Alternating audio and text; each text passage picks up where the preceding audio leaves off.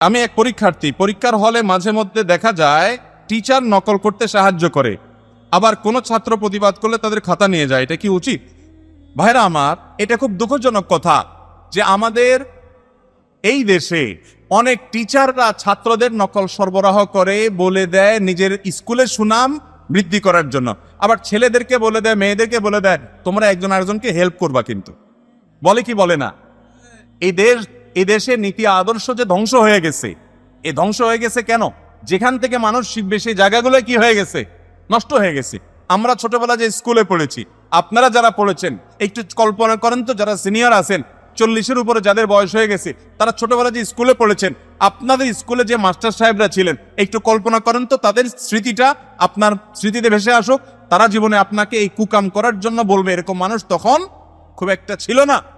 তারা সততার কথা বলতেন, তারা বাড়িতে বাড়িতে গিয়ে পাহারা দিতেন ছেলে পড়তেছে কিনা, স্কুলে না আসলে ধরে নিয়ে আসতেন, ওরে পিটায় পিটায় পড়াইতেন, আদর করে পড়াইতেন। তারা চাইতেন পড়ালেখা করে তারা মানুষ হন। আর এখন টিচার, সে তার সুনামের জন্য আপনাকে বলে তোমরা দেখে দেখে লেখালেখি করিও। ওকে চুরি, ওকে অনৈতিকতা, ওকে অন্যায় কাজ করার শিক্ষা যে শিক্ষক দিছে, এই শিক্ষক কোনো আদর্শ শিক্ষক হতে, শিক্ষকের কথা আর কি বলবো। অনেক বাপ মা পোলাপানের জন্য নকল সরবরাহ করে। কোথায় নকল ফাঁস হয়েছে, টাকার বান্ডিল নিয়ে নকল কিনতে আনে। ঠিক না? ঠিক। পরীক্ষার প্রশ্নপত্র ফাঁস হয়েছে, ওটা কেনার জন্য যায়, ছেলে মেয়েকে নকল সরবরাহ করে।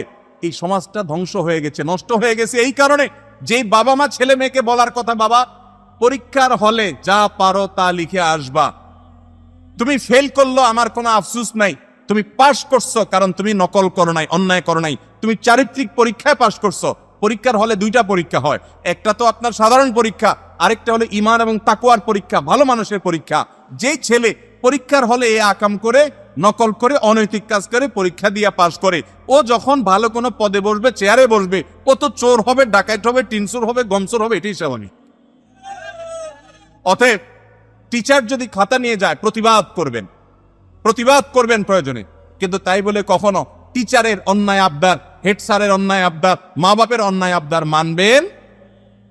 অনেক মা বাপ আছে, পোলাপান ভালো পরীক্ষা করে রেজাল্ট করে আসছে, কপালে চুমা খেতে খেতে শেষ, কপালে আদর করতে করতে শেষ, বাবা আমার ভালো পরীক্ষা করে আসছে, বাবা কি আকাল কুনকাল করে যে পাশ করে আসছে ওইটার খবর আর নেয় না।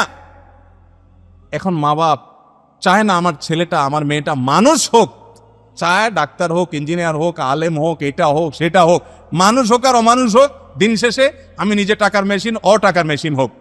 এইরকম হওয়ার কারণে সমাজটা ধ্বংস হয়ে গেছে। সেরকম বাপমার অভাব।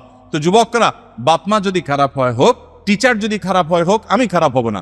পরীক্ষার রেজাল্ট আমার কম হবে, দরকার নাই। বহুত ভালো ভালো রেজাল্ট করা মানুষ রাস্তা রাস্তায় ঘুরে বেড়ায়, বহুত খারাপ করা রেজাল্ট করা মানুষ আল্লাহ তাআলা অনেক বড় করে। অতএব রেজাল্টই আমার সব, এমন কোনো কথা নাই। আমি আমার আদর্শ বিক্রি করব, কারোর দিকে তাকাবো না, চেষ্টা করবো তো ইনশাআল্লাহ।